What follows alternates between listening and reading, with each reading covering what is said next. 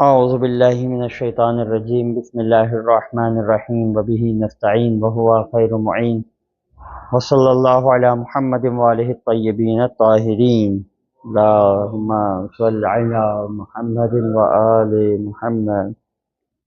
عقائد امامیہ علیہ السلام، مرحوم مظفر رحمہ اللہ کی مشہور و معروف کتاب کہ جس میں انہوں نے اختصار کے ساتھ امامیہ کے عقائد کا تعارف کروایا ہے کہ امامیہ حضرات توحید، عدل، نبوت، امامت اور قیامت کے سلسلے میں کیا عقیدہ رکھتے ہیں۔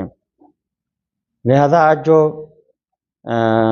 سبق کو شروع کرنا ہے، 25واں درس عقیدتنا فی صفات الامام و علمہ، امام علیہ السلام کی صفات اور ان کے علم کے حوالے سے ہمارا عقیدہ کیا ہے۔ وَنَعْتَقِدُ أَنَّ الْإِمَامَ كَالنَّبِيِّ يَجِبُ أَن يَكُونَ أَفْضَلَ النَّاسِ فِي صِفَاتِ الْكَمَالِ، کہتے کہ ہمارا عقیدہ یہ ہے کہ امام نبی کی مانند ہوتا ہے، تمام صفات کمالیہ میں افضل درجے پر پہنچا ہوا ہوتا ہے۔ من شجاعت وکرم وعفت وصدق وعدل ومن تدبیر وعقل وحکمت وخلق، کہتے شجاعت کا معاملہ ہو، کرم اور سخاوت کی بات ہو، عفت و پاک دامنی کا تعلق ہو، سچائی اور عدل ہو، یہ تمام کی تمام صفات امام معصوم میں اسی انداز میں جھلکتی ہے جس طریقے سے پیغمبر اسلام صلی اللہ علیہ وآلہ وسلم یا پیغمبر سے ماسبق جو انبیاء علیہم السلام تھے ان کے اندر یہ صفات پائی جاتی تھی۔ ومن تدبیر وعقل وحکمت وخلق، اسی طریقے سے تدبیر کے معنی میں، عقل و فہم کے معنی میں، حکمت کے حوالے سے یا خلق اخلاق کے اعتبار سے، یعنی ہر صفت میں امام علیہ السلام نبی کی مانند ہے۔ بات واضح ہو رہی ہے۔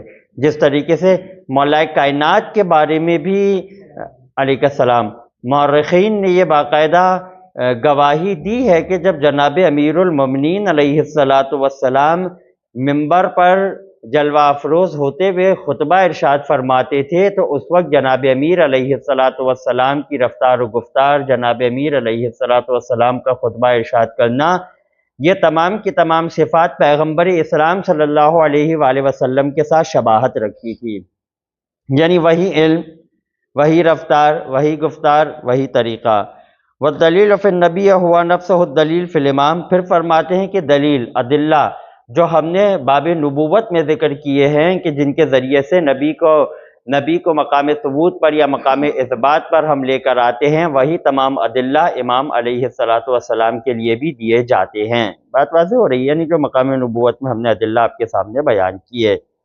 اما علم ہوں، جہاں تک علم کا تعلق ہے، فہو یتلقی المعارف والاحکام الالہیہ وجمیع المعلومات من طریق النبی او الامام من قبلہ، کہتے ہیں کہ جہاں تک علم امام علیہ السلام کے علم کا تعلق ہے تو امام رفتہ رفتہ تدریجاً اسے حاصل کرتے ہیں، معارف کو، احکام الہیہ کو اور تمام معلومات کو، یا تو نبی کریم صلی اللہ علیہ وآلہ وسلم کی طرف سے یا اس امام کی طرف سے جو اس سے پہلے ہیں، من قبل الامام۔ بات واضح، مثلا امام جعفر صادق علیہ السلام نے علم کے منابع کو حاصل کیا امام محمد باقر علیہ السلام سے، کیونکہ چھٹے امام نے پیغمبر اسلام کو تو درج نہیں کیا نا۔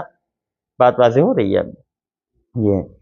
وَإِذَا اسْتَجَدَّ شَيْءٌ لَا بُدَّ أَن يَعْلَمَهُ مِن طَرِيقِ الْإِلْهَامِ بِالْقُوَّةِ الْقُدُسِيَّةِ الَّتِي أَوْضَعَهَا اللَّهُ تَعَالَى فِيهِ، بس کہتے ہیں کہ اگر کسی نئی چیز کا اضافہ کرنا ہوتا ہے تو پھر ایسی صورت میں الہام کے ذریعے سے، یعنی کیا مطلب، جو ایک قوت قدسیہ ہے اس کے ذریعے سے پروردگار عالم اس امام کی طرف اس شے کا القاء کرتا ہے۔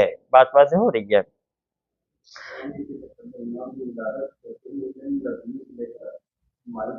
جی جی، علیہ السلام، ہاں ہاں صحیح ہے، بالکل۔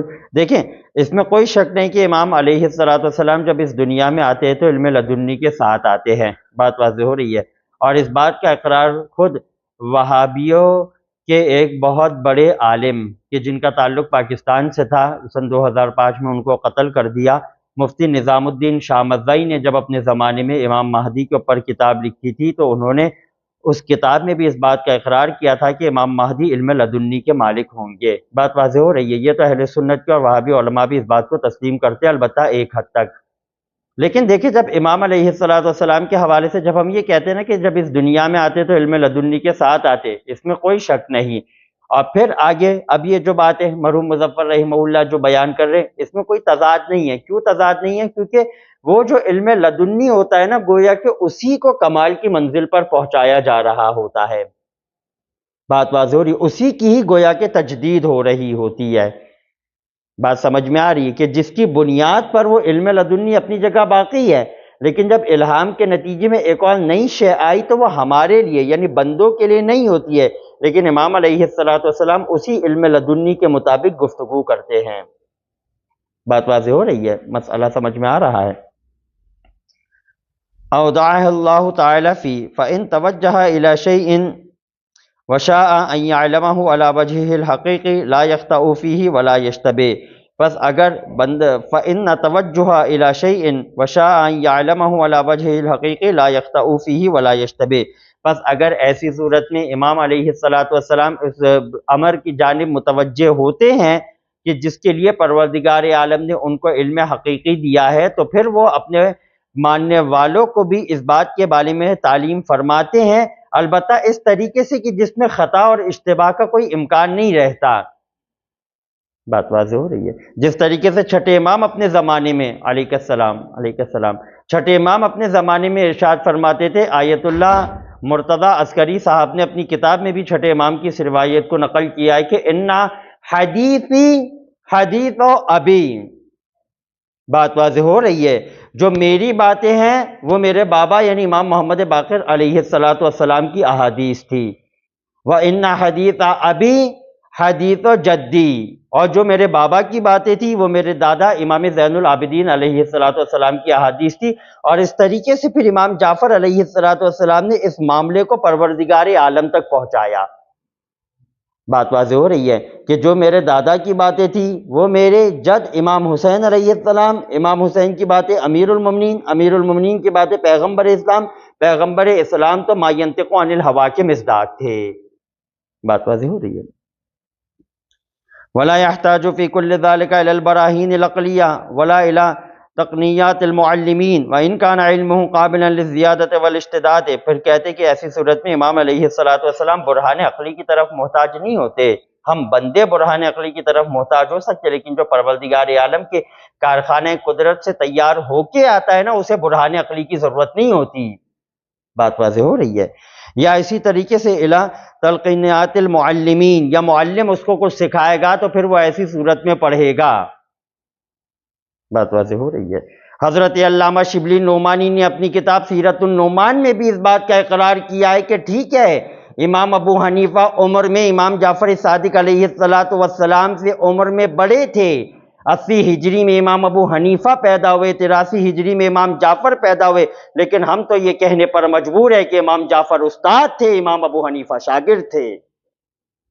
بات واضح ہو رہی ہے؟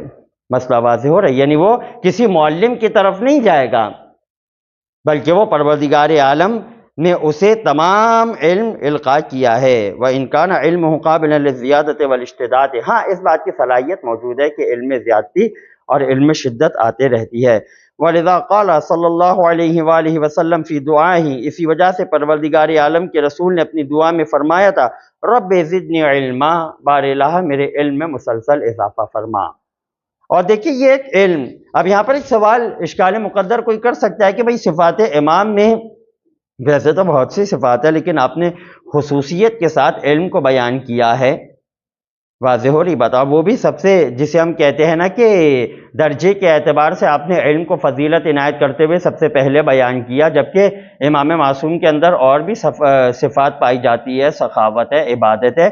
تو اس کا جواب یہ ہو سکتا ہے کہ جب پروردگار عالم کسی کو اپنی طرف سے حجت بنا کر بھیجتا ہے نا، تو اسے سب سے پہلے علم عنایت کرتا ہے۔ بات واضح ہو رہی ہے؟ علمی مبانی کی بنیاد پر جب وہ معاشرے میں جاتا ہے نا، ان مبانی کی بنیاد پر گفتگو کرتا ہے۔ اور یہی وجہ ہے کہ ہندوستان کے بہت بڑے عالم دین علامہ شبیر احمد عثمانی نے اس بات کو اپنی کتاب میں نقل کیا ہے کہ حضرت آدم علیہ السلام کا جو اختیار تھا ملائکہ کے سامنے، پروردگار عالم نے ٹھیک ہے بشر کو ملائکہ کے اوپر فضیلت عنایت کی، لیکن فضیلت کا جو منبع تھا نا وہ یہ تھا کہ ہم نے آدم کو علم دیا ہے اور اس علم کی بنیاد پر آدم کو مسجود ملائکہ قرار دیا ہے۔ مسئلہ واضح ہو رہا ہے، علمی مبانی کی بنیاد پہ پروردگار عالم کسی نبی یا امام کا انتخاب کرتا ہے۔ اب وہ الگ بات ہے کہ جس طرح چھٹے امام کی بھی روایت ہے کہ مطلب یہ نہیں ہے کہ نعوذ باللہ من ذالک حضرت آدم علیہ السلام پروردگار عالم کی جگہ پہ آ گئے تھے، نعوذ باللہ من ذالک نہیں، بلکہ جب راوی نے سوال کیا تو امام معصوم نے یہی جواب دیا کہ آدم کی جو اس وقت مثال تھی نا وہ کعبے کی مانند تھی، یعنی جس طریقے سے آپ کعبے کی سمت کی طرف رخ کر کے نماز پڑھتے، اس وقت آدم علیہ السلام گویا کہ کعبے کی مانند تھے، جس نے پروردگار عالم کے حکم کو تسلیم کیا وہ اسی انداز میں رہا، بلکہ اس کے درجے کو پھر اللہ تعالیٰ نے مزید بڑھا دیا۔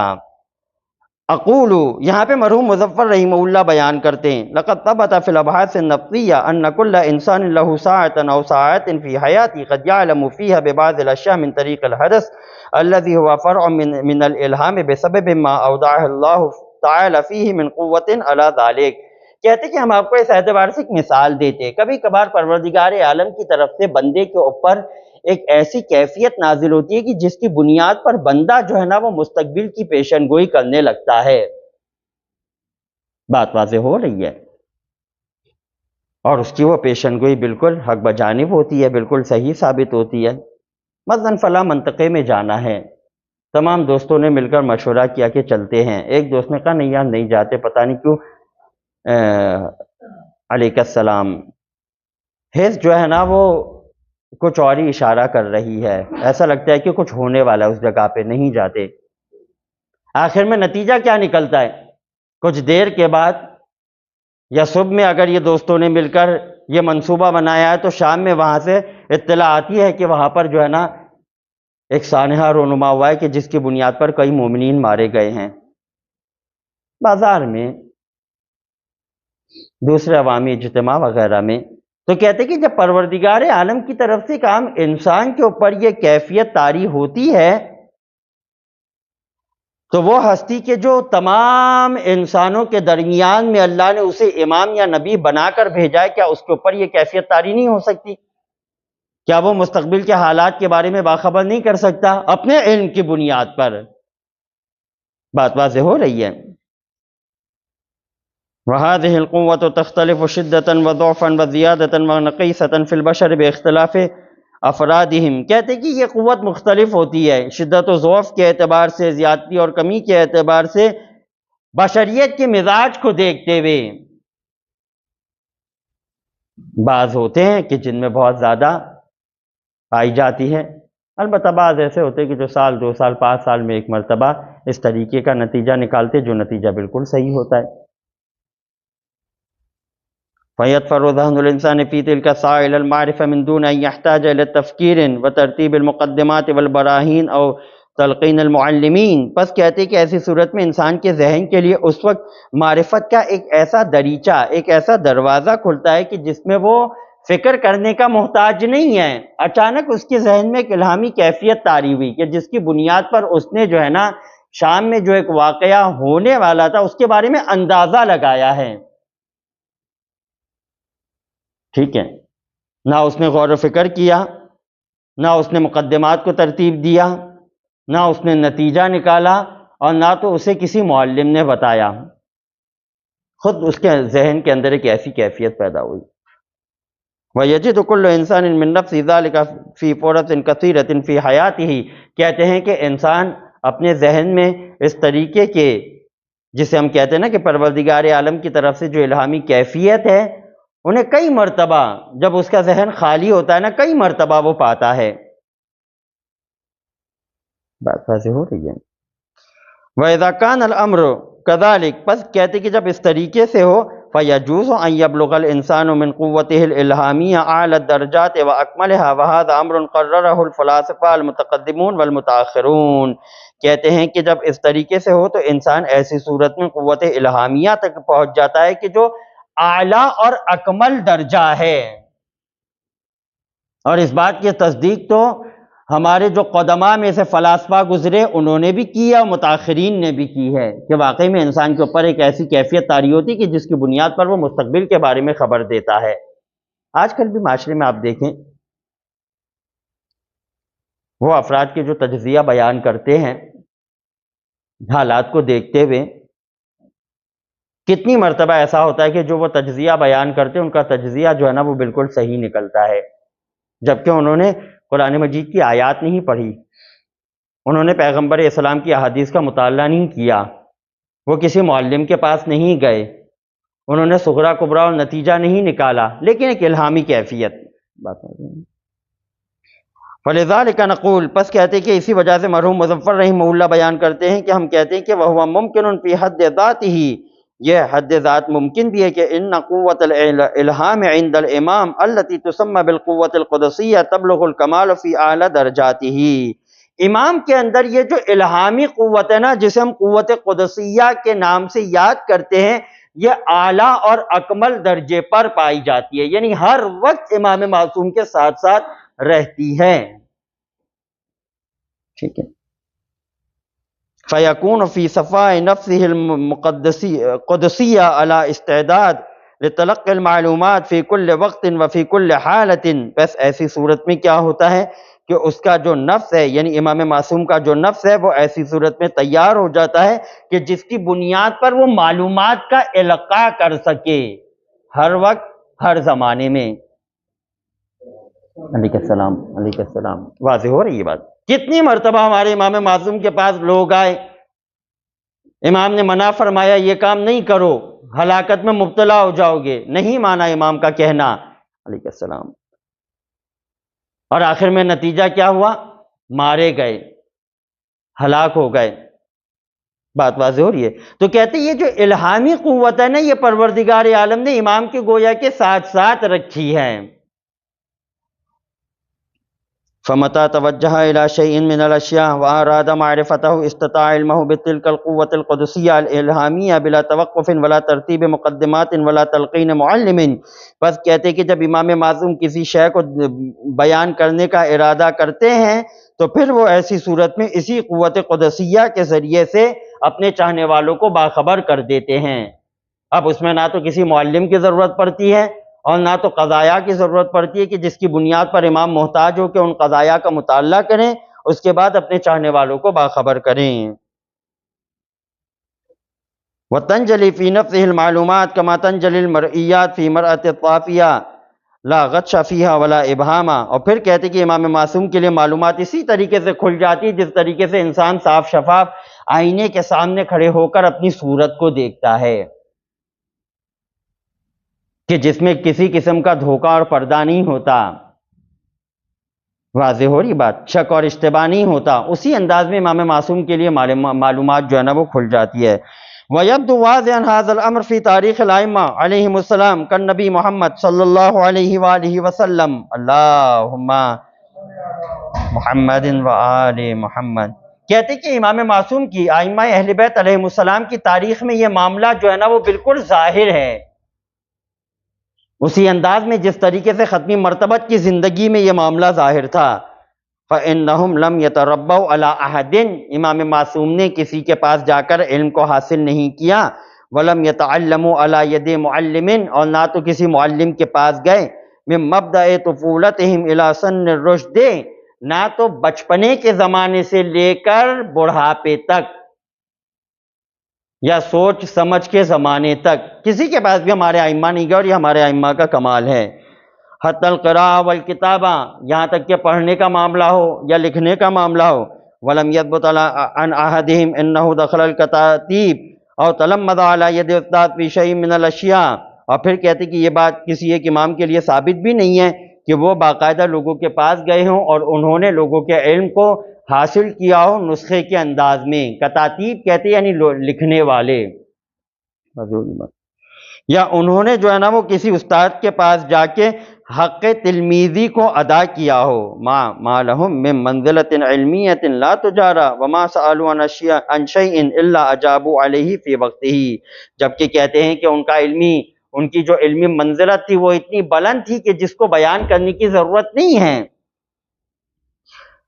اور جو سوال بھی ان سے کیا گیا اس سوال کا انہوں نے جواب دیا ہے۔ یعنی آپ یہ دیکھیں نا کہ امیر المومنین علیہ السلام کی سیرت مبارکہ سے آپ لے کر چلیے امام حسن عسکری علیہ السلام تک، اور امام زمانہ کے ابتدائی 5 سال، آپ کو کسی مقام پہ بھی یہ نہیں ملے گا کہ ائمہ اثنا عشر میں سے کسی ایک نے بھی یہ کہا ہو کہ رکو پوچھ کے آتا ہوں، سوال کر کے آتا ہوں، اس کے بعد تمہارا جواب دیتا ہوں۔ اور یہ ایک بہت بڑی کمال کی بات ہے، یعنی جو بھی جس طریقے کا بھی سوال ہو ہمارے امام نے باقاعدہ وہ جواب دیا ہے، چاہے وہ قرآن سے متعلق ہو، احادیث، ٹھیک ہے، عقل کی حجیت، یا اسی طریقے سے جو دنیاوی علوم ہیں اس کے ساتھ تعلق رکھتا ہو۔ وَلَمْ تَمُرَّ عَلَىٰ أَلْسِنَتِهِمْ كَلِمَةُ لَا أَدْرِي، اور پھر انہوں نے کبھی بھی لا ادری، میں نہیں جانتا، اس کلمے کو بھی اپنی لسان مبارک سے جاری نہیں کیا، بلکہ جو بھی سوال کیا گیا اس کا جواب دیا ہے۔ وَلَا تَعْجِيلَ الْجَوَابِ إِلَى الْمُرَاجَعَةِ أَوِ التَّأَمُّلِ أَوْ نَحْوِ ذَلِكَ، یا انہوں نے جواب دینے میں جلدی کی اور اس کے بعد فرمایا ہو کہ اچھا بھی ذرا رک جاؤ، ہمیں ہمارے پاس جو ہمارے آباء و اجداد کے ذریعے سے کتابوں کا صندوق پہنچا ہے، ہم اس صندوق میں بھی تو جا کر دیکھ لیں کہ کتابوں میں بھی یہی جواب ہے یا نہیں۔ بات واضح ہو رہی ہے، مسئلہ واضح ہو رہا ہے، ٹھیک ہے نا؟ اور یہ امر امامت کی نشانیوں میں سے ایک نشانی ہے۔ آیت اللہ سید جعفر مرتضی عملی رحمہ اللہ اپنی کتاب الصحیح من سیرت امیر المومنین علیہ السلام میں یہ واقعہ نقل کرتے کہ مولا کائنات جب مدینے سے جنگ جمل کے لیے نکلے ہیں نا، تو اس وقت امیر المومنین علیہ السلام نے کتابوں کا جو صندوق تھا نا وہ جناب ام سلمہ کے حوالے کیا۔ تبرکات انبیاء بھی ہے، تبرکات ائمہ بھی ہے اس میں۔ اور اس کے بعد مولا کائنات جناب ام سلمہ سے فرمانے لگے کہ اے ام سلمہ، ایک وہ وقت آئے گا کہ جب میرا بیٹا حسن مدینے میں آئے گا نا تو آپ حسن کی خدمت میں صندوق کو دے دیجئے گا۔ واضح ہو رہی بات؟ جناب ام سلمہ رضی اللہ تعالی عنہا نے سوال کیا کہ یا امیر المومنین اس صندوق میں کیا ہے؟ امیر المومنین علیہ السلام بیان فرمانے لگے کہ میراث انبیاء بھی ہیں، میراث ائمہ بھی ہے، جو کتابوں کے انداز میں موجود ہے۔ اور یہی پھر سیرت میں امام حسین علیہ السلام کی زندگی میں نظر آتی ہے۔ کربلا کے لیے نکل رہے، صندوق کو جناب ام سلمہ کے ایک مرتبہ پھر حوالے کیا، جب میرا بیٹا زین العابدین آئے گا تو آپ صندوق کو زین العابدین کے سپرد کر دیجئے گا۔ امام معصوم کا علم ہے، لیکن اس کا مطلب یہ نہیں ہے کہ امام معصوم جواب دے دیں اس کے بعد فرمائیں کہ ابھی ذرا رک جاؤ، ہم ذرا صندوق کی کتابوں میں بھی تو دیکھیں کہ جو ہم نے جواب دیا وہ صحیح بھی ہے یا نہیں۔ نہیں، کیونکہ وہ تو پروردگار عالم کی طرف سے علم لے کر آیا ہے۔ واضح ہو رہی ہے؟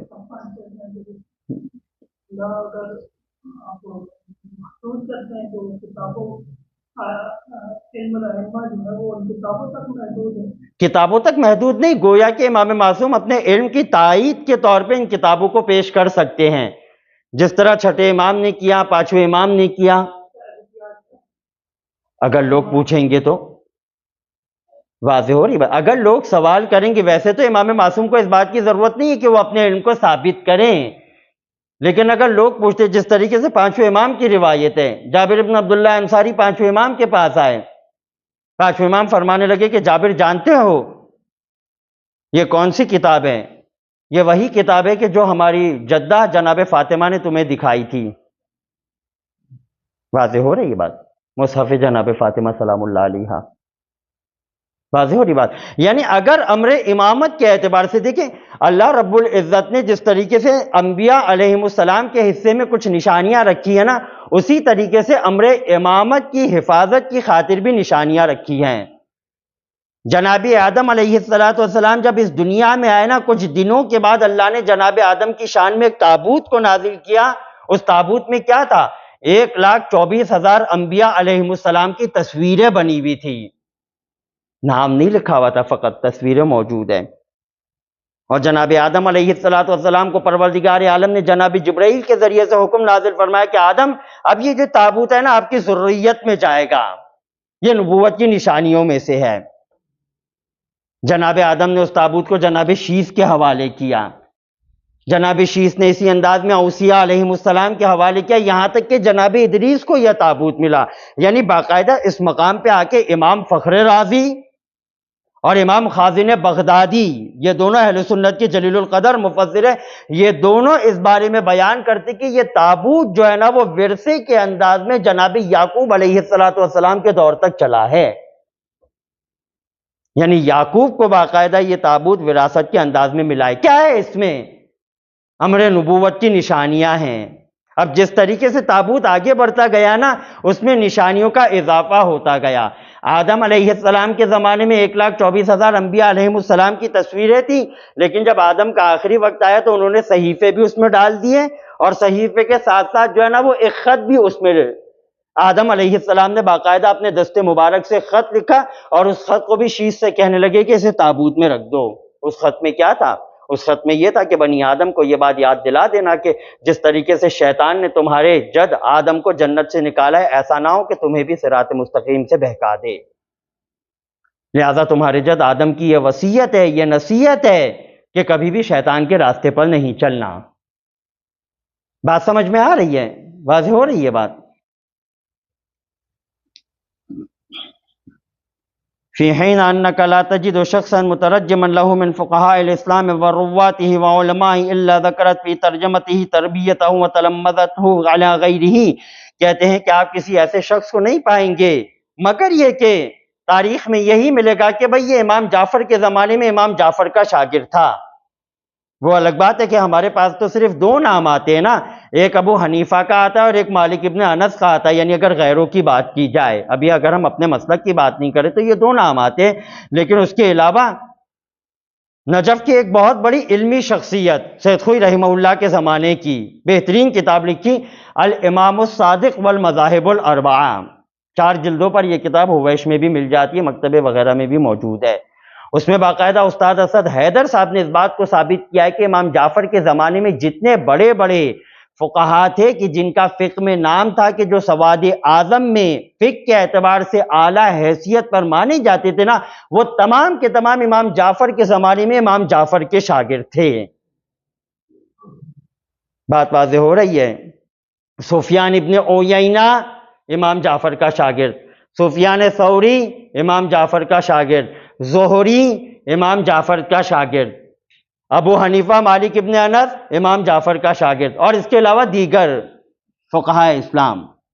تو کہتے ہیں کہ اگر آپ ان کی کتابوں میں بھی پڑھیں گے نا تو آپ کو لامحالہ یہ بات ملے گی کہ اگر اس نے 5ویں یا 6 امام کے زمانے کو درک کیا ہے، یا اس کے علاوہ امیر المومنین علیہ السلام کے آپ زمانے میں چلے جائیے، تو اگر آپ امیر المومنین علیہ السلام کے زمانے میں دیکھیں گے نا تو باقاعدہ آپ کو ہر علم کے اعتبار سے، چاہے قرآن مجید کی تفسیر ہو، اس میں بھی امیر المومنین کمال کی منزل پر نظر آئیں گے. کیوں؟ کیونکہ قرآن مجید کی سب سے پہلے تفسیر یعنی جس ہستی نے کی وہ عبداللہ ابن عباس تھے، اور عبداللہ ابن عباس تو کہتے تھے کہ عبداللہ ابن عباس کا علم علی کے مقابلے میں اسی طریقے سے جس طریقے سے جوش مارتے ہوئے سمندر کے مقابلے میں قطرہ ہوتا ہے. بات واضح ہو رہی ہے؟ اسی طریقے سے احادیث کا علم مولا متقیان کے پاس سے احادیث کا علم شروع ہوا. امیر المومنین علیہ السلام نے احادیث کے بارے میں بیان فرمایا. علم تجوید، علم قرأت امیر المومنین، علم رجال امیر المومنین علیہ السلام، علم درایا امیر المومنین علیہ السلام. تو یہاں پہ مرحوم مظفر رحمہ اللہ کیا کہنا چاہ رہے کہ اگر آپ علم کی بات کریں گے نا تو آپ کو ہر مقام پہ، ہر منزل پر اگر کمال کے درجے پر کوئی بندہ یا کوئی ہستی نظر آئے گی نا تو وہ یہی ائمہ اثنا عشر ہیں کہ جن کے بارے میں پیغمبر اسلام نے اپنے زمانے میں خبر دے دی تھی کہ میرے بعد 12 خلفاء یا 12 اوصیاء ہوں گے. واضح ہو رہی بات؟ وَأَخَذَهُ الرِّوَايَةُ بِالْعِلْمِ عَلَى الْمَعْرُوفِينَ وَتَوَقَّفَهُ فِي بَعْضِ الْمَسَائِلِ أَوْ شَكِّهِ فِي كَثِيرٍ مِّنَ الْمَعْلُومَاتِ كَعَادَةِ الْبَشَرِ فِي كُلِّ عَصْرٍ وَمِصْرٍ. کہتے کہ اسی انداز میں روایات کو اخذ کرنا، علم کو حاصل کرنا، بعض مسائل کے سلسلے میں توقف کرنا یا اس میں شک کا شکار ہو جانا. اور پھر مرحوم مظفر رحمہ اللہ بیان فرماتے کہ یہ تو بشریت کی عادت میں یہ بات شامل ہے کہ انہوں نے انبیاء علیہ السلام کی باتوں میں بھی شک کیا، ائمہ اہل بیت علیہ السلام کے کلام میں بھی شک کیا ہے. یہاں تک بات واضح ہو گئی جی. اس کے بعد بیان فرماتے ہیں کہ 26ویں جو فصل ہے عقیدتنا فی طاعت الائمہ، امام معصوم علیہ السلام کی اطاعت کے بارے میں ہمارا عقیدہ کیا ہے. ونعتقد ان الائمہ هم اولو الامر الذین امر اللہ تعالی بطاعتہم، ہمارا عقیدہ یہ کہ ائمہ اولو الامر کی منزل پر فائز ہے کہ جن کی اطاعت کو اللہ نے واجب قرار دیا ہے۔ وانہم الشہداء علی الناس، لوگوں کے اوپر گواہ ہیں۔ وانہم ابواب اللہ، اللہ کے دروازے ہیں۔ والسبل الیہ، اللہ کی جانب پہنچانے والے راستے ہیں۔ والادلہ علیہ، اللہ کی طرف بلانے والے ہیں۔ وانہم عیبۃ علمہ، اللہ کے علم کی جگہ ہے۔ وتراجمۃ وحیہ، اس کی وحی کو بیان کرنے والے ہیں۔ وارکان توحید ہی، اس کے توحید کے ارکان ہیں۔ وخزان معرفت ہی، اس کی معرفت کے خزانے دار ہے۔ ولذا کانوا امانا لاہل الارض کما ان النجوم امان لاہل السماء، کہتے کہ اسی وجہ سے پیغمبر اسلام نے اپنی زندگی میں ارشاد فرمایا تھا کہ یہ زمین والوں کے لیے اسی انداز میں باعث امان ہے جس طریقے سے آسمان والوں کے لیے ستارے باعث امان ہوتے ہیں۔ واضح ہو رہی ہے۔ علی حد تدبیرہ صلی اللہ علیہ وآلہ وکذالک علی حد قولہ ایضا ان مثلهم فی هذه الامہ کسفینۃ نوح من رکبها نجا ومن تخلف عنها غرق وہوا، کہتے ہیں کہ جس طریقے سے حدیث نجوم ہے یا حدیث سفینہ ہے کہ جو ان کی حجیت پر دلالت کرتی ہے۔ وانہم حسب ما جاء فی الکتاب المجید من بل عباد مکرمون لا یسبقونہ بالقول وہم بامرہ یعلمون، جس طریقے سے پروردگار عالم نے اپنی کتاب میں ان کے بارے میں ارشاد فرمایا ہے کہ یہی اللہ کے پاک و پاکیزہ اور کریم بندے ہیں کہ ان کا جو قول ہے پروردگار عالم کی باتوں سے آگے نہیں بڑھتا، اور یہ اللہ رب العزت کے حکم کو جانتے ہیں۔ وَأَنَّهُمُ الَّذِينَ أَذْهَبَ اللَّهُ عَنْهُمُ الرِّجْسَ وَطَهَّرَهُمْ تَطْهِيرًا، اللہم صل محمد وآل محمد، منزل طہارت پر فائز ہیں۔ واضح ہو رہی ہے بات، اور یہی وجہ ہے ائمہ اثنا عشر کی شان کے اعتبار سے احمد ابن حنبل نے بھی اس بات کی گواہی دی ہے۔ فضائل امیر المومنین میں بھی ان کا یہ جملہ موجود ہے، اور صواعق محرقہ میں ابن حجر مکی نے بھی ان کے اس جملے کو نقل کیا ہے کہ جب عبداللہ نے اپنے باپ احمد ابن حنبل سے سوال کیا کہ ذرا یہ بتائیے کہ علی مرتضیٰ اور معاویہ کا معاملہ کیا تھا، تو احمد ابن حنبل اگرچہ کہ فقہائے امامیہ میں سے نہیں ہیں، لیکن وہ بھی اس بات کی گواہی دیتے ہیں کہ علی مرتضیٰ کے اندر بہت سے عیوب کو، نقائص کو امت نے تلاش کرنے کی کوشش کی، لیکن جب علی میں کسی ایک عیب یا نقص کو حاصل نہیں کر سکے تو انہوں نے مجبوراً علی کے دشمن کو بلند کرنا شروع کر دیا۔ یہ امیر المومنین علیہ السلام کی عصمت پر ایک بہت بڑی گواہی ہے جو احمد ابن حنبل دے رہے۔ بھائی جب عیب اور نقص نہیں ہے تو اس کا مطلب کیا ہے، نتیجہ کیا نکلتا ہے، معصوم ہے۔ احسن، بات واضح ہو رہی ہے۔ علیہ السلام۔ بل نعتقد ان امرهم امر اللہ تعالی ونہیہم نہیہ وطاعتہم طاعتہ ومعصیتہم معصیتہ وولیہم ولیہ وعدوہم عدوہ، بلکہ ہمارا تو عقیدہ یہ کہ جو یہ کہتے وہ پروردگار عالم کی بات ہوتی ہے، جس سے یہ روک دے گویا کہ پروردگار عالم نے روکا ہے۔ ان کی اطاعت اللہ کی اطاعت، ان کی معصیت اللہ کی معصیت، ان کا دوست اللہ کا دوست، ان کا دشمن اللہ کا دشمن۔ ولا يجوز الرد علیہم والراد علیہم کالراد علی الرسول والراد علی الرسول کالراد علی اللہ تعالی، ان کو رد کرنا، ٹھکرانا جائز نہیں ہے۔ اگر کوئی ایک بھی ان میں سے کسی ایک کو بھی، ائمہ اثنا عشر میں سے کسی ایک کو بھی ٹھکرائے گا تو اس کا مطلب یہ ہے کہ اس نے پیغمبر اسلام کی تکذیب کی، اور جس نے پیغمبر اسلام کی تکذیب کی اس نے پروردگار عالم کا انکار کر دیا۔ بات واضح۔ دیکھیں کس طریقے سے امامت کی کڑی کو مرحوم مظفر رحمہ اللہ نے متصل کیا ہے توحید کے ساتھ، ادلہ کی صورت میں، ان کی بات پیغمبر کی بات، پیغمبر اسلام کا قول پروردگار عالم کا قول۔ واضح ہو رہی بات۔ جو ان کو ٹھکرائے گا اس نے پیغمبر کی تکذیب کی، جس نے پیغمبر اسلام کی تکذیب کی اس نے پروردگار عالم کا انکار کیا۔ واضح۔ فیجب التسلیم لهم والانقیاد لامرہم والاخذ بقولہم، پس ایسی صورت میں واجب ہے کہ ان کی بات کو تسلیم کیا جائے، ان کے امر کو مانا جائے اور ان کی باتوں پر عمل کیا جائے۔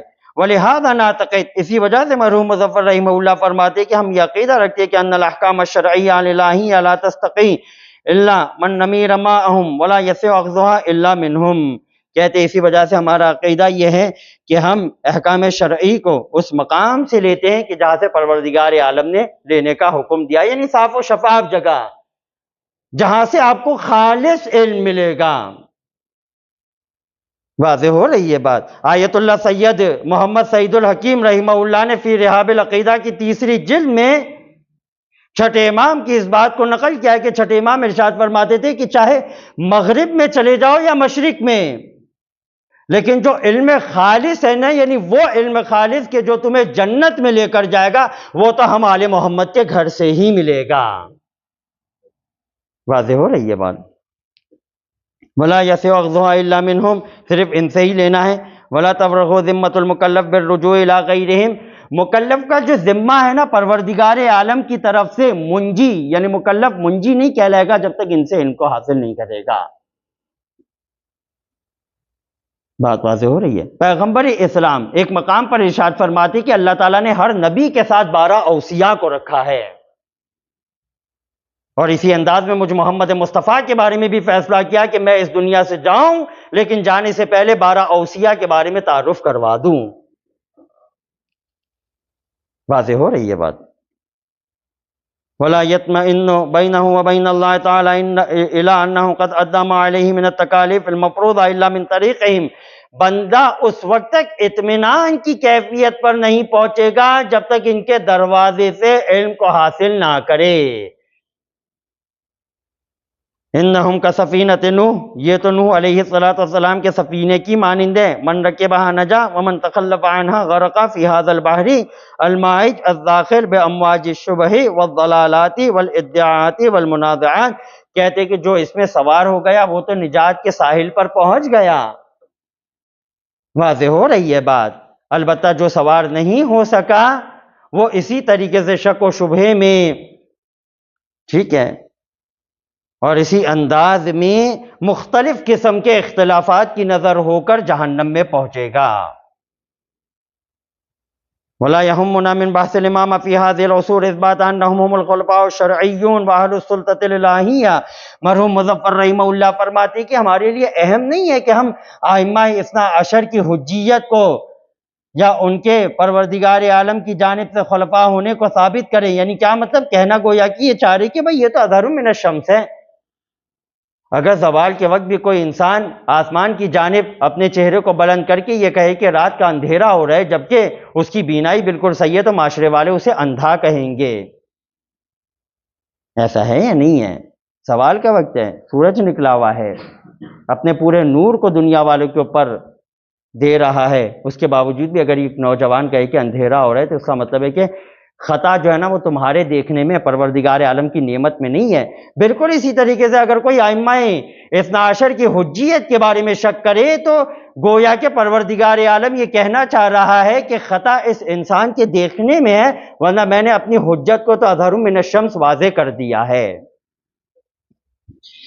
فَإِنَّ ذَلِكَ أَمْرٌ مَضَىٰ فِي ذِمَّةِ التَّارِيخِ، کہتے ہیں کہ یہ تو ایک ایسی بات ہے کہ جو تاریخ کے ذمے کے اعتبار سے بیان ہو چکی۔ وَلَيْسَ فِي إِثْبَاتِ مَا يُعِيدُ دَوْرَةَ الزَّمَنِ مِن جَدِيدٍ، جدید انداز میں اس کو ثابت کرنے کی ضرورت نہیں۔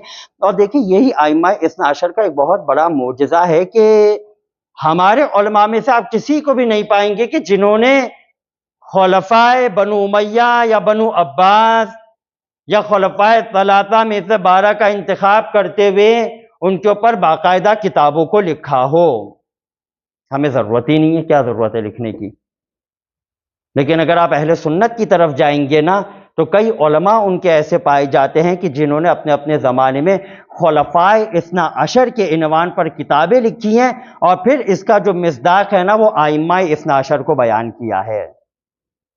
حیدریہ مکتبہ، امام ابن طولون کی شذرات الذہبیہ فی تراجم الائمہ اثنا عشریہ، ابو عبداللہ محمد بن طولون کی بہترین کتاب ہے، جس میں انہوں نے کتاب میں کیا کیا صرف 12 کو بیان کیا ہے، امیر المومنین علیہ السلام سے لے کر امام مہدی تک، یہ 12، عابد یہ، سخی یہ، شجاعت کا مظہر یہ ہستیاں تھیں، علم کا منبع ان کے پاس سے رونما ہوتا تھا، اپنے زمانے میں کریم یہ ہستیاں۔ بات واضح ہو رہی ہے؟ اور اسی انداز میں ایک اور کتاب جو ابھی کچھ عرصے پہلے ہی ہندوستان میں علی گڑھ سے شائع ہوئی، مناقب ائمہ کے نام سے۔ اب یا اس کتاب کے میں مؤلف کے بارے میں تھوڑا اشتباہ کر رہا ہوں، یا تو شاہ ولی اللہ محدث دہلوی کی ہے یا ان کے بیٹے شاہ عبدالعزیز محدث دہلوی کی ہے، باپ بیٹے میں سے کسی ایک کی ہے۔ مناقب ائمہ کیا کیا ہے؟ ائمہ اثنا عشر کے حالات کو قلم بند کیا ہے۔ بات واضح ہو رہی ہے؟ یہ پروردگار عالم کی جانب سے خاص معجزہ ہے خاندان عصمت و طہارت کے اوپر، کہ اگرچہ کہ دشمن ہے لیکن اگر کتاب لکھ رہا ہے تو ان کی شان میں لکھ رہا ہے۔ وَلَيْسَ فِي إِثْبَاتِ مَا يُعِيدُ دَورَةَ الزَّمَنِ مِنْ جَدِيدٍ أَوْ يُعِيدُ الْحُقُوقَ الْمَسْلُوبَةَ إِلَى أَهْلِهَا، وَإِنَّمَا الَّذِي يَهُمُّنَا مِنْهُ مَا ذَكَرْنَا مِنْ لُزُومِ الرُّجُوعِ إِلَيْهِمْ فِي الْأَخْذِ بِأَحْكَامِ اللَّهِ الشَّرْعِيَّةِ وَتَحْصِيلِ مَا جَاءَ بِهِ الرَّسُولُ الْأَكْرَمُ عَلَى الْوَجْهِ الصَّحِيحِ الَّذِي جَاءَ بِهِ۔ کہتے کہ اس بات کو ثابت کرنے کی ضرورت نہیں ہے کہ ان کے حق کو ہم ثابت کرنے کے لیے بیٹھ جائے، بھائی ان کا حق تو ثابت ہے اہل سنت کے منابع میں، وہ منابع کے جو احادیث پر مشتمل ہے اس میں باقاعدہ ائمہ اثنا عشر کے ضمن میں روایات آئی ہیں۔ یعنی اگر آپ ان تمام روایات کو بخاری سے لے کر خاتم المحدثین شاہ ولی اللہ محدث دہلوی کی ازالۃ الخفا تک، اگر آپ ان تمام روایات کو جو ائمہ اثنا عشر کے ضمن میں آئی ہے نا آپ جمع کریں گے نا، آپ کے پاس مکمل ایک کتاب بن جائے گی۔ واضح ہو رہی ہے بات؟ خلفاء اثنا عشر اہل سنت کتابوں میں، ٹھیک ہے۔ البتہ کس بات کو ثابت کرنے کی ضرورت ہے؟ فرماتے اس بات کو ثابت کرنے کی ضرورت ہے کہ ہمیں دین کو صرف انہی سے اخذ کرنا ہے، پیغمبر اسلام کے ماں باپ۔ اب اس کے اعتبار سے آپ حدیث ثقلین لے کر آ جائیے۔ واضح ہو رہی بات؟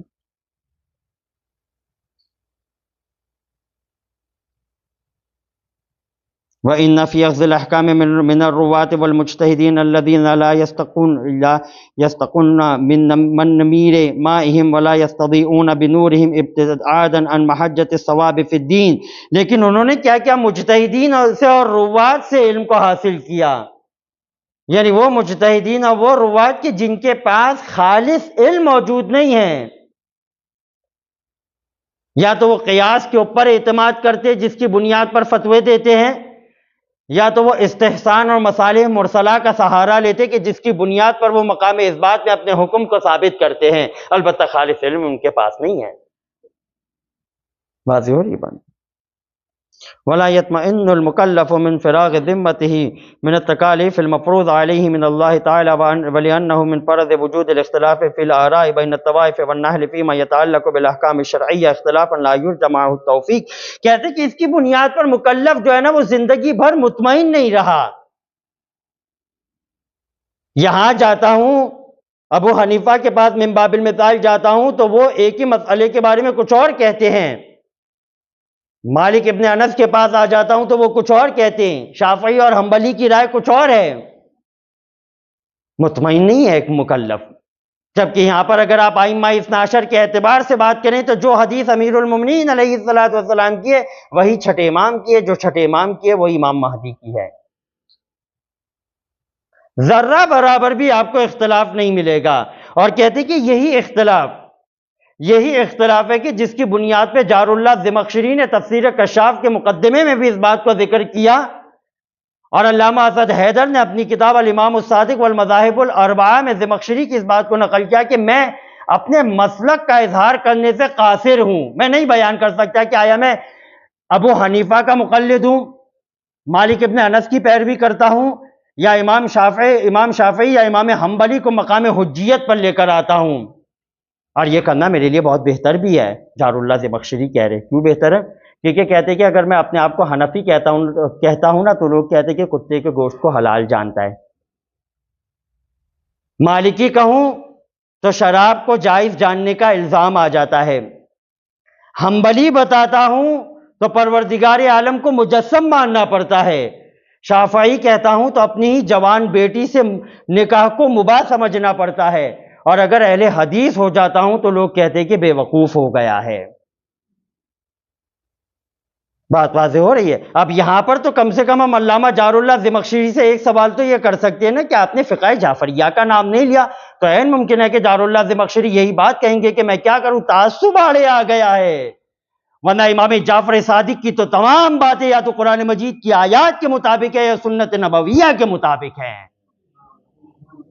بات واضح ہو رہی ہے؟ کہتے ہیں جب اختلاف ہوا تو جس کی بنیاد پر جو ہے نا وہ مکلف پریشان ہو گئے، البتہ ایک در ایسا تھا کہ اگر مکلف اس مقام پہ آ جاتا تو جس طریقے سے دنیا میں راہ نجات تھی اسی انداز میں آخرت میں جنت کا دروازہ تھا، اور وہ کیا؟ خاندان عصمت و طہارت۔ لا يبقى للمكلف مجال أن يتخير ويرجع إلى أي مذهب شاء ورأي اختار، بل لا بد له أن يبحث ويبحث حتى تحصل له الحجة القاطعة بينه وبين الله تعالى على تعيين مذهب خاص يتيقن أنه يتوصل به إلى أحكام الله تعالى. کہتے کہ مکلف کے پاس کوئی راستہ ہی نہیں تھا نا. امام جعفر علیہ السلام کو چھوڑ کر آپ یہ چاہ رہے ہیں کہ میں جنت میں چلے جاؤں، تو یہ تو گویا کہ محال ہے. بات وہی ہے کہ آپ پروردگار عالم کے در کو چھوڑ کے آپ بتوں کے سامنے جا رہے تاکہ پرستش کریں اور اس کے بعد یہ امید رکھے کہ میں جنت میں چلے جاؤں، یہ بت مجھے جنت میں لے کے جائیں گے. تو اس کے بارے میں تو پروردگار عالم نے روز اول سے اس بات کی نفی کر دی ہے. گویا اسی انداز میں کوئی بھی مذہب اس قابل اور اس میں اتنی صلاحیت نہیں ہے کہ امام جعفر صادق علیہ السلام کے علاوہ جو مذہب بھی ہو آپ کو جنت میں پہنچا دے. ناممکن ہے نا. علم صحیح تو امام جعفر کے پاس ہے. فإنه كما يقطع بوجود أحكام مفروضة عليه يجب أن يقطع بفراغ ذمته منها فإن الاشتغال اليقيني يستدعي الفراغ اليقيني. کہتے کہ جس طریقے سے یقینی طور پہ مکلف کی گردن پر احکام واجب ہے، اسی طریقے سے یقینی طور پہ اس کی ذمہ داری یہ ہے کہ وہ اپنے آپ کو پروردگار عالم کی بارگاہ میں سرخرو کریں، اور سرخرو وہ اسی وقت ہوگا کہ جب وہ خاندان عصمت و طہارت کے دروازے پر آئے گا. والدلیل القطعی دال علی وجوب الرجوع الی آل البیت وانہم المرجع الاصلی بعد النبی لاحکام اللہ المنزلہ، وعلى الاقل قوله علیہ افضل التحیات انی قد ترکت فیکم ما ان تمسکتم به لن تضلوا بعدی ابدا. الثقلین واحدهما اکبر من الاخر، کتاب اللہ حبل ممدود من السماء الى الارض وعطرت اہل بیت الا وانہما لن یفترقا حتی یرد علی الحوض. کہتے کہ دلیل وہی ہے ہمارے پاس جو پیغمبر اسلام نے اپنی زندگی میں بیان فرما دی. ثقلین کتاب، عطرت سے مراد ائمہ اثنا عشر. واضح ہو رہی ہے بات. فہذا الحدیث اتفقت الروایت علیہ من طرق اہل السنہ والشیعہ، متفق علیہ حدیث ہے، بلکہ اہل سنت کے بعض علماء کا تو اس کے متواتر ہونے کے اوپر اجماع قائم ہے. بات واضح ہو رہی ہے. پروردگار عالم جزائے خیر دی میر حامد حسین ہندی علی اللہ مقامہ کو، جنہوں نے جب ابقات الانوار میں حدیث ثقلین کا جواب لکھنے کے لیے بیٹھے تو حدیث ثقلین کا جواب انہوں نے 2 جلدوں میں مکمل کیا ہے. 2 جلدوں میں. ایک حدیث ثقلین کی سند امام ذہابی کی کتاب سے بھی ملتی ہے، ایک امام حاکم نے بھی سند کو نقل کیا حدیث ثقلین کی، اور اس طریقے سے حدیث ثقلین کے طرق کو انہوں نے نقل کیا. فدقق النظر في هذا الحديث الجليل تجد ما يقنعك ويدهشك في مبناه ومعناه، فما أبعد المرمى في قوله إن تمسكتم به لن تضلوا بعدي أبدا، والذي تركه فينا هما الثقلان معا إذ جعلهما كأمر واحد ولم يكتفي بالتمسك بواحد منهما فقط فبهما معا لن نضل بعده أبدا. کہتے ہیں کہ اگر آپ اس حدیث میں غور و فکر کریں نا تو پیغمبر اسلام نے ایک بشارت دے دی اپنے چاہنے والوں کو، اگر تمسک کرو گے تو ہرگز گمراہ نہیں ہوگے، یعنی نہ تو اس دنیا میں نہ تو اس دنیا میں. بات واضح ہو رہی، یعنی جو کلمہ پیغمبر اسلام لے کر آئے ہیں اس کے بارے میں بعض اہل سنت کے جو ادبی علماء نا وہ اس بات کے قائل ہے کہ یہ کلمہ ابدی نفی کے لیے آتا ہے، یعنی دنیا میں بھی نہیں ہو سکتا، آخرت میں بھی نہیں ہو سکتا.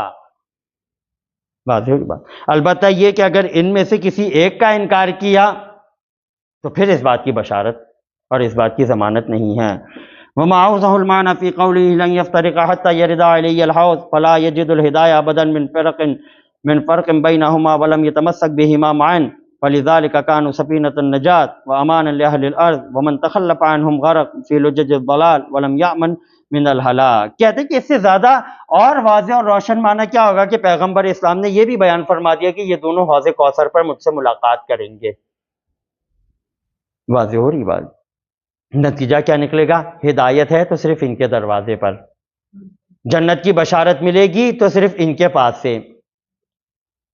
ٹھیک ہے نا. یعنی ان کو پروردگار عالم نے یہ صلاحیتیں دی ہے کہ اگر یہ اعتذار کے عالم میں بھی کوئی بات ارشاد فرمائے نا تو وہ میدان محشر میں پوری کرتے ہوئے نظر آتے ہیں. ٹھیک ہے.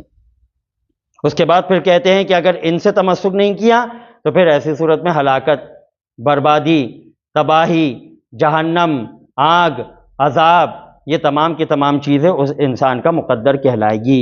وتفسیر ذلك بحبهم فقط من دون الاخذ باقوالهم واتباع طریقهم حروب من الحق لا يلجئ الیہ الا التعصب والغفلہ عن المنہج الصحیح فی تفسیر الکلام العربی المبین۔